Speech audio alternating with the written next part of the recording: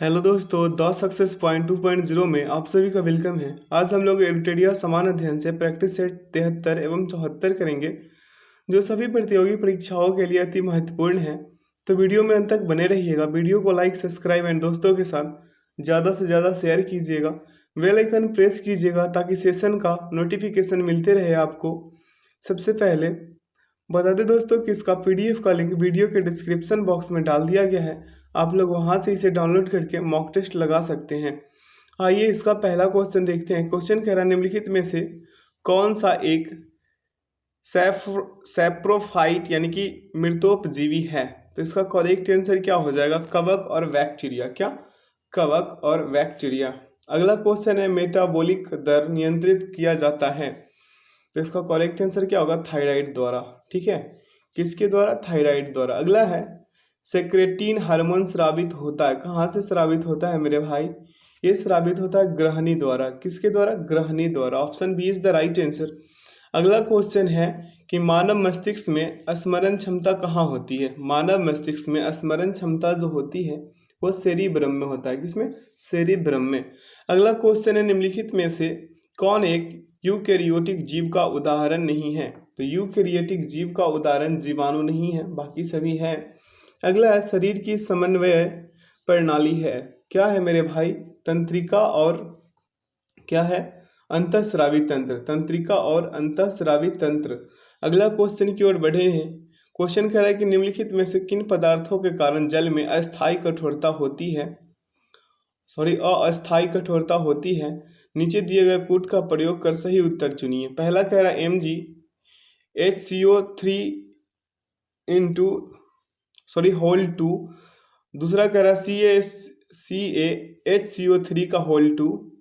उसके बाद कह रहा है CCl2। उसके बाद चौथा कह रहा है कि MgSO4। बताना है कि किसके कारण अस्थायी कठोरता होता है।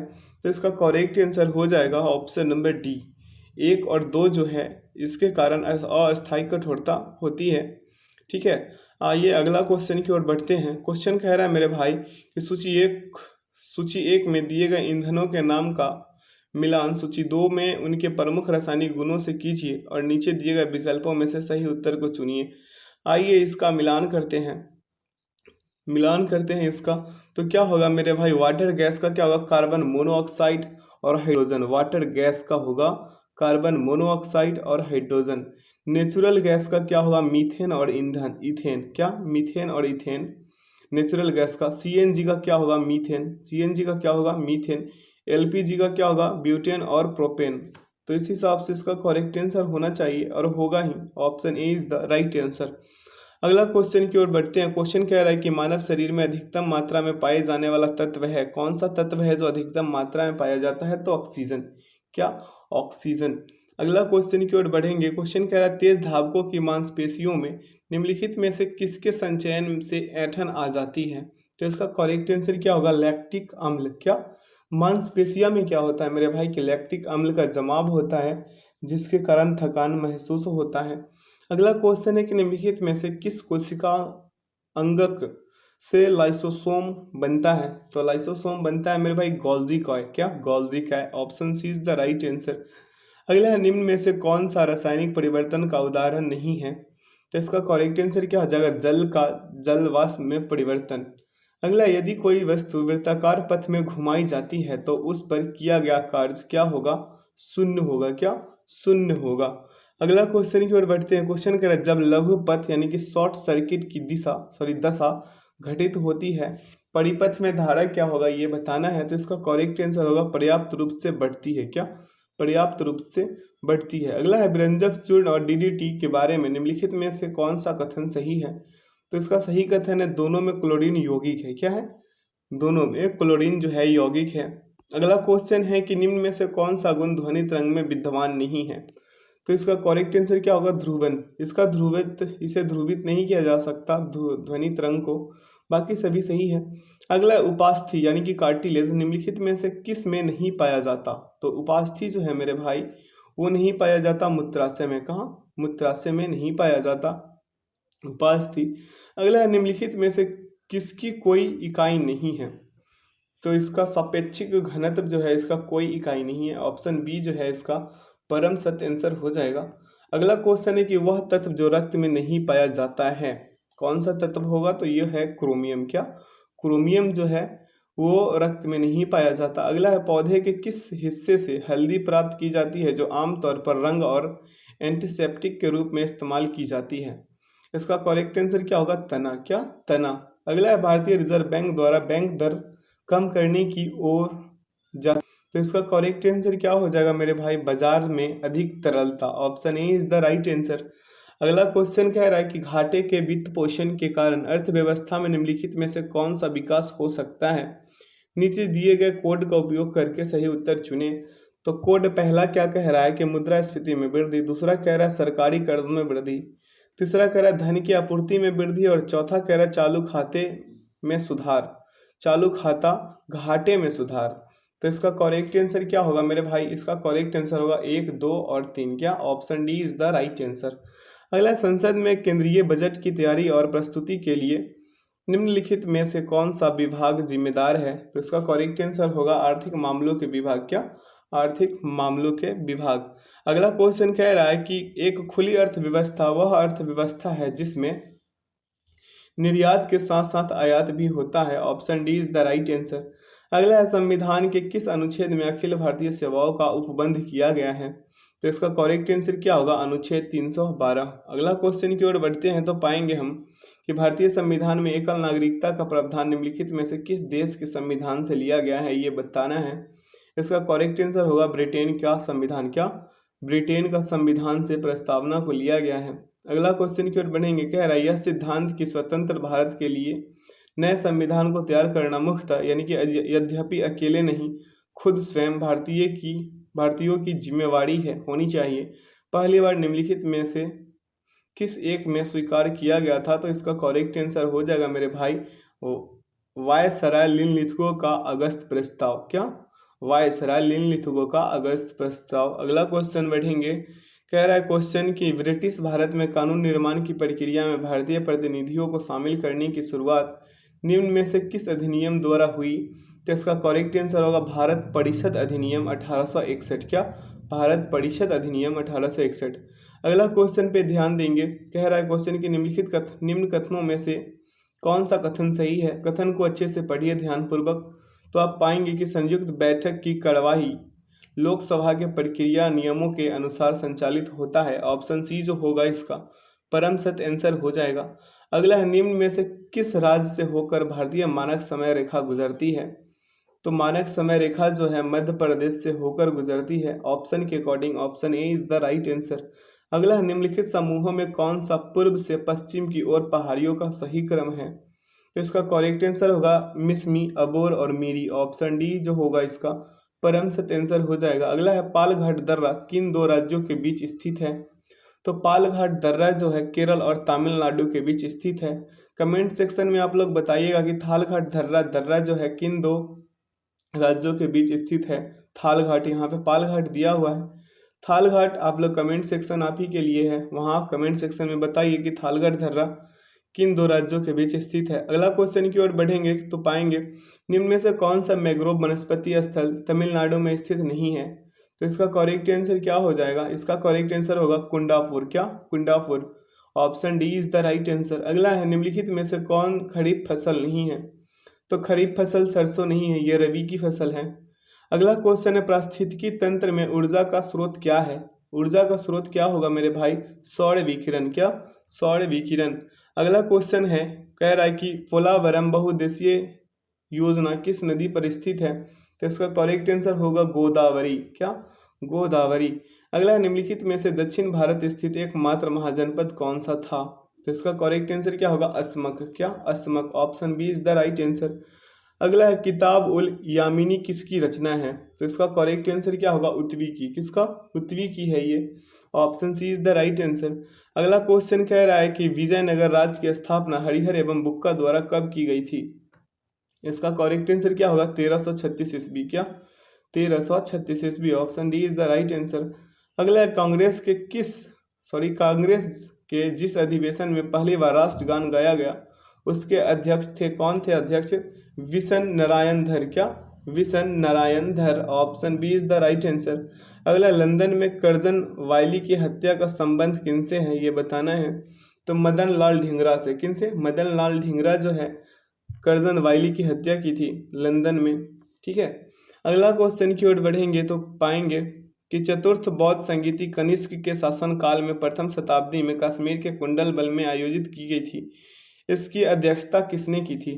तो इसकी अध्यक्षता मेरे भाई वसुमित्र ने की थी। किसने? वसुमित्र ने। Option B is the right answer. अगला है, किस गवर्नर जनरल ने अफगानिस्तान के प्रति फॉरवर्ड नीति का अनुसरण किया था? तो इसका करेक्ट आंसर क्या हो जाएगा? इसका करेक्ट आंसर होगा लॉर्ड लीटन। क्या? Lord Lytton. अगला है कि द इंडियन नेशन समाचार पत्र की स्थापना निम्न में से किसने की थी? तो इसका करेक्ट आंसर होगा महाराज कामेश्वर सिंह। क्या? महाराजा कामेश्वर सिंह। अगला क्वेश्चन की ओर बढ़ते हैं। क्वेश्चन कह रहा है कि काकोरी कांड को निम्नलिखित में से किस संगठन ने अंजाम दिया था? तो आप सभी जानते होंगे कि इसका करेक्ट आंसर होगा हिंदुस्तान रिपब्लिकन एसोसिएशन। क्या? Hindustan Republican Association. अगला क्वेश्चन है कि किस वायसराय के कार्यकाल के दौरान श्वेत विद्रोह हुआ था? तो श्वेत विद्रोह जो हुआ था लॉर्ड रिपन के कार्यकाल के दौरान हुआ था। ऑप्शन बी इसका परम सत्य आंसर होगा। अगला क्वेश्चन है कि मद्रास प्रेसिडेंसी में स्वदेशी आंदोलन का नेतृत्व किया था, किसने किया था? तो इसका करेक्ट आंसर क्या हो जाएगा? चिदम्बरम पिल्लई। क्या? चिदम्बरम पिल्लई। अगला क्वेश्चन बढ़ेंगे। क्वेश्चन कह रहा है कि अशोक के अभिलेखों की भाषा क्या है? तो प्राकृत है। क्या? प्राकृत है। अगला क्वेश्चन देखेंगे, कह रहा है अमीर खुसरो ने फारसी में जौहर का प्रथम विवरण लिखा, यह विवरण किस राजा के राज्य या राज्य से संबंधित है? तो इसका करेक्ट आंसर क्या हो जाएगा? हमीर देव। क्या? हमीर देव। जौहर विधि में क्या होता है, स्त्रियां जो होती है खुद को आग के हवाले करके आत्महत्या करती है। तो ऐसा पद्मावती की थी। ठीक है, ऐसा कई स्त्रियां की थी जो महारानी रही हैं।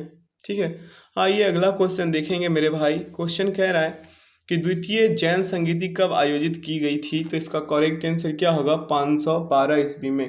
कब? 512 ईस्वी में। ऑप्शन डी इसका क्या हो गया? परम सत्य आंसर हो जाएगा।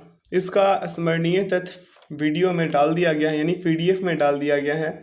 आप लोग पीडीएफ को वीडियो के डिस्क्रिप्शन बॉक्स से डाउनलोड करके इसे अच्छे से पढ़िए ताकि एग्जाम्स में एक भी क्वेश्चन छूटे नहीं। इसे स्किप मत कीजिएगा। ठीक है, इसका आंसर की भी डाल दिया गया है ताकि आप लोग मॉक टेस्ट लगाए तो कोई परेशानी ना हो। तो वीडियो को लाइक, सब्सक्राइब एंड दोस्तों के साथ ज़्यादा से ज़्यादा शेयर करते चलिए। आइए सेट नंबर 74 का पहला क्वेश्चन देखते हैं। कह रहा है कि जब किसी अर्थव्यवस्था में कीमतों में गिरावट होती है तो यह निम्नलिखित में से किसको जन्म दे सकती है?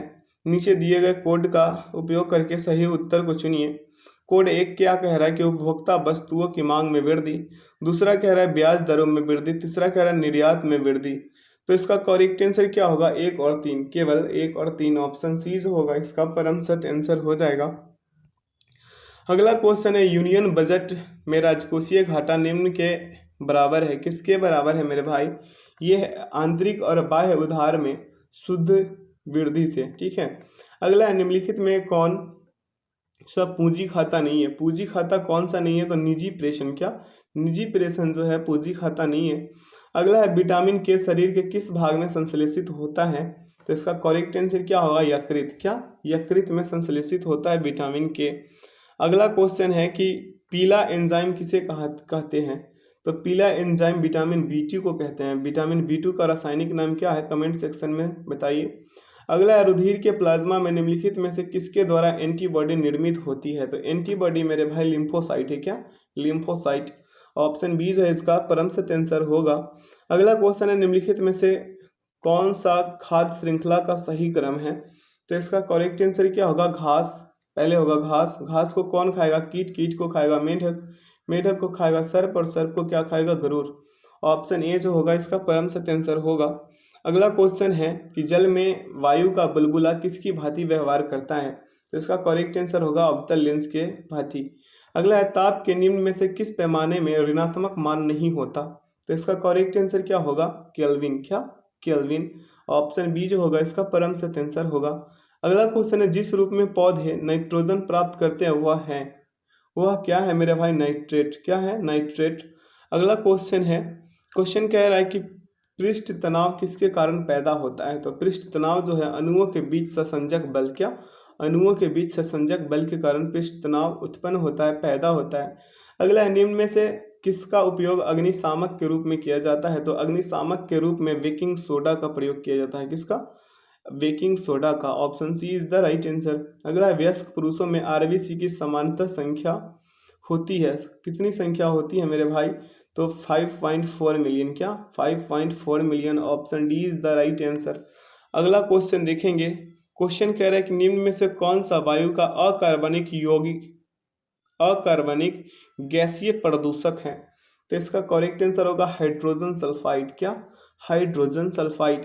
अगला है, पुष्प में नर लैंगिक अंग कौन से है? पुष्प में नर लैंगिक अंग जो है पुंकेसर है। क्या? पुंकेसर। अगला है, घर्षण बल एक स्पर्शी बल है जबकि चुंबकीय बल असंस्पर्शी बल है।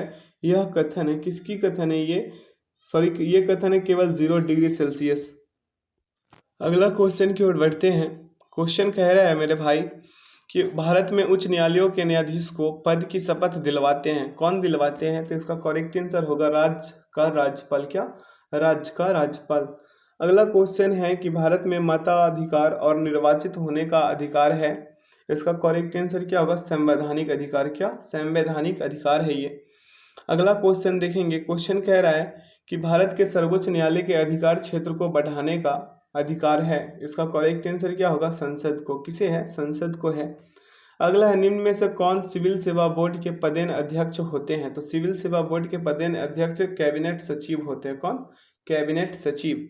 अगला क्वेश्चन देखेंगे कि क्वेश्चन कह रहा है कि भारत का संविधान गणतंत्रात्मक है क्योंकि यह कोई वंशानुगत तत्व नहीं है। Option D is the right answer. अगला क्वेश्चन की ओर बढ़ेंगे। क्वेश्चन कह रहा है कि शुंग शासकों ने अपनी राजधानी कहाँ स्थापित की थी? तो इसका करेक्ट आंसर क्या होगा? इसका करेक्ट आंसर होगा मेरे भाई विदिशा। क्या? विदिशा। अगला क्वेश्चन है, मुगल काल में निम्न में से किस व्यवस्था के अंतर्गत खड़ी फसल के आधार पर लगान का अनुमान लगाकर वसूली की जाती थी? तो इसका करेक्ट आंसर हो जाएगा नस्क। क्या? नस्क। अगला क्वेश्चन की ओर बढ़ेंगे। कह रहा है, शेरशाह ने विशुद्ध चांदी एवं तांबे के सिक्के का प्रचलन किया था। चांदी एवं तांबे के सिक्के का क्रमशः नाम था, क्या नाम था मेरे भाई? इसका नाम था रुपया एवं दाम। क्या? रुपया एवं दाम। Option C is the right answer. अगला क्वेश्चन है, सूची 1 को सूची 2 में सुमेलित करना है। आइए इसे सुमेलित करते हैं। तो बाबर का क्या होगा? काबुल। क्या? बाबर का होगा काबुल। उसके बाद अकबर का होगा सिकंदरा। क्या? अकबर का होगा सिकंदरा। जहांगीर का होगा लाहौर। क्या? जहांगीर का क्या हो जाएगा? लाहौर। और शाहजहां का होगा आगरा। ऑप्शन सी इसका क्या हो गया? परम सत्य आंसर हो जाएगा। आइए अगला क्वेश्चन देखते हैं। क्वेश्चन कह रहा, उपनिषदों का फारसी भाषा में अनुवाद कहलाता है, क्या कहलाता है? सिर ए अकबर। क्या? सिर A Akbar. Option B is the right answer. अगला है कि किनके द्वारा लंदन में ब्रिटिश इंडिया सोसाइटी की स्थापना की गई? तो इसका करेक्ट आंसर क्या होगा? इसका करेक्ट आंसर होगा विलियम एडम्स। क्या? William Adams. अगला क्वेश्चन देखेंगे। कह रहा है क्वेश्चन कि दिल्ली सल्तनत के किस सुल्तान ने सर्वप्रथम अपने विचारों को स्पष्ट करते हुए कहा कि राज्य का आधार प्रजा का समर्थन होना चाहिए? तो इसका करेक्ट आंसर क्या होगा? जलालुद्दीन खिलजी। क्या? जलालुद्दीन खिलजी। अगला क्वेश्चन देखेंगे। कह रहा है क्वेश्चन की तथाकथित कुशासन के आधार पर किस गवर्नर जनरल ने मैसूर राज्य के प्रशासन को अपने अधिकार क्षेत्र में शामिल किया था? तो इसका करेक्ट आंसर क्या होगा? लॉर्ड विलियम बेंटिंग ने। Option C is the right answer. अगला, निम्न युग्मों में कौन सा सही सुमेलित है? सही सुमेलित कौन सा है? तो लॉर्ड कर्नवालिस अस्थायी बंदोबस्त। क्या? लॉर्ड कर्नवालिस अस्थायी बंदोबस्त। अगला, निम्नलिखित में से किन व्यक्तियों ने द्वितीय गोलमेज सम्मेलन में भाग लिया? पहला कह रहा महात्मा गांधी, दूसरा कह रहा सरोजिनी नायडू, तीसरा कह रहा मदन मोहन मालवीय और चौथा कह रहा मौलाना आजाद। तो इसका करेक्ट आंसर क्या होगा? आप सभी जानते हैं। तो इसका करेक्ट आंसर होगा ऑप्शन नंबर डी, 1, 2 और 3। अगला क्वेश्चन की ओर बढ़ेंगे। क्वेश्चन कह रहा है कि 1904 ईस्वी में क्रांतिकारियों की गुप्त संस्था अभिनव भारत गठन किया गया, किनके द्वारा? तो इसका करेक्ट आंसर होगा वीडी सावरकर। क्या? विनायक दामोदर सावरकर। अगला है 14 जून 1947 को कांग्रेस की दिल्ली अधिवेशन में भारत के विभाजन का प्रस्ताव स्वीकृत हुआ। इस अधिवेशन के अध्यक्ष निम्न में से कौन थे? तो इसका करेक्ट आंसर क्या होगा? आचार्य जेवी कृपलानी। क्या? आचार्य जेवी कृपलानी। अगला है, वर्ष 1907 में भिखाजी कामा, जो भारत की आज़ादी का ध्वज फहराने वाली प्रथम व्यक्ति थी, ने कहाँ ध्वज फहराया था? तो इसका करेक्ट आंसर क्या होगा? स्टुटगार्ट। क्या? Stuttgart. Option B is the right answer.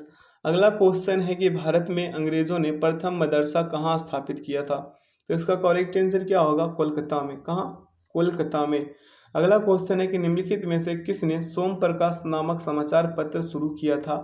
तो इसका करेक्ट आंसर क्या होगा? ईश्वरचंद विद्यासागर। क्या? ईश्वरचंद विद्यासागर। अगला है कि सूती कपड़े के टुकड़ों के अवशेष निम्नलिखित में से किस हड़प्पा स्थल में मिले हैं? तो इसका करेक्ट आंसर क्या होगा? इसका करेक्ट आंसर होगा मोहनजोदड़ो। क्या?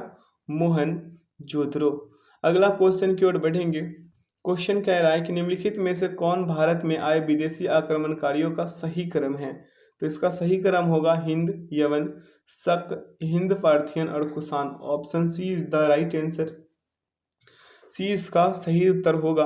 अगला है, हॉर्न ऑफ अफ्रीका कहलाने वाले विभिन्न 4 देशों में कौन सा देश स्थल रुद्ध है? देखिए कितना शानदार क्वेश्चन है। इसका करेक्ट आंसर होगा इथियोपिया। क्या? Ethiopia. Option D is the right answer. अगला, रोमानिया की राजधानी कहाँ है? तो रोमानिया की जो राजधानी है मेरे भाई, वो कहाँ है? बुखारेस्ट। क्या? बुखारेस्ट है। ठीक है। अगला क्वेश्चन है कि वर्तमान में भारत के सबसे लंबे राष्ट्रीय राजमार्ग कौन सा है? तो राष्ट्रीय राजमार्ग सबसे लंबा NH-44 है। Option D is the right answer. अगला, रेगुर या काली मिट्टी का सर्वाधिक विस्तार किस राज्य में है? तो इसका करेक्ट आंसर होगा महाराष्ट्र। क्या? महाराष्ट्र में है। अगला क्वेश्चन है कि मलक्का जलसंधि में आने जाने की सुविधाएं हैं।